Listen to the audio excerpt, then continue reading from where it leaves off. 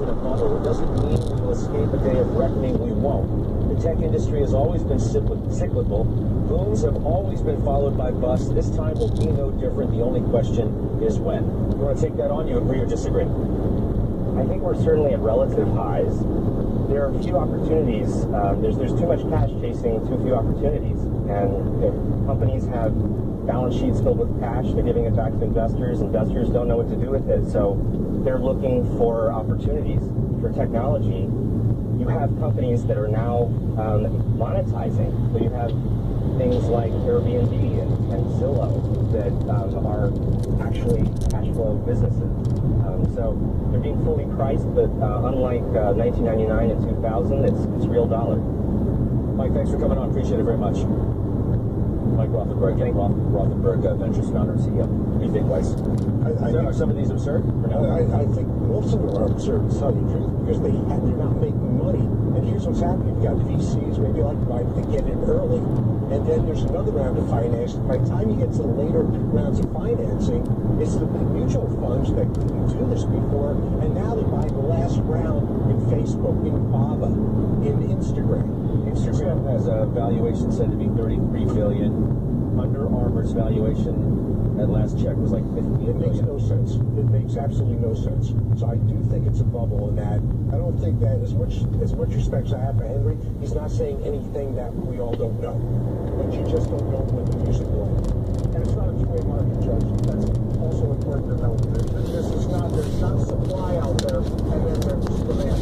There's all this demand, and there's this much supply. That's going to put Is there going to be a day of reckoning?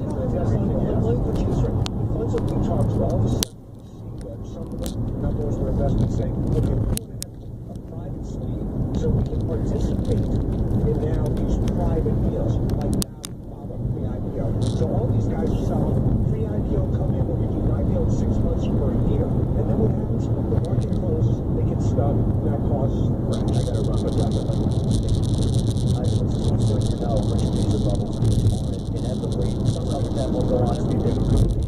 Some of them won't. And actually, if you talk to VCs, what's interesting is they're not as worried about valuations that they're investing at as they are cash burn rates.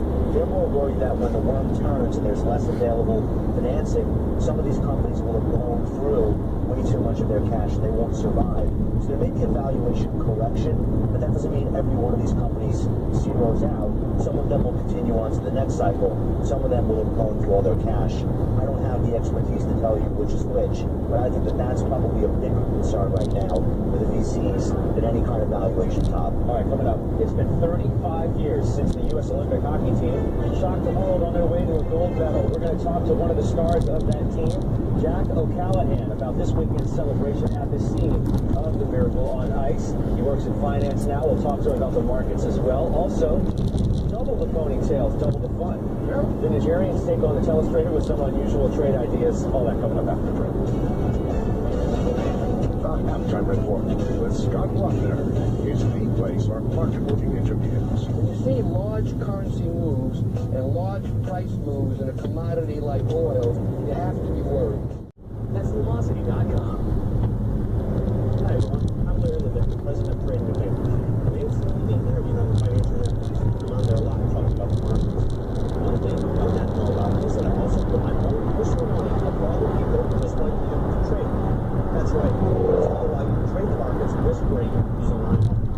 All you need to do is prove that you have the necessary skills to be a successful trader. And if you do have those skills, you can very well fund your account with up to $100,000. And the best thing is that you get to keep 60% of the profits that you make. To learn more about this opportunity, you should let me email you my free report, How to Trade Other People's Money. Just call my 24-hour voicemail now and leave me your email address and send me all the information you need to start trading my money. Just call 800-224-1733 and leave your email address in my voicemail to learn more about trading. And then there's a third player in this whole unfolding drama, and that is the St. Louis, formerly the Los Angeles Rams, owned by Stan Kroenke, who was announced, I gather, that he owns.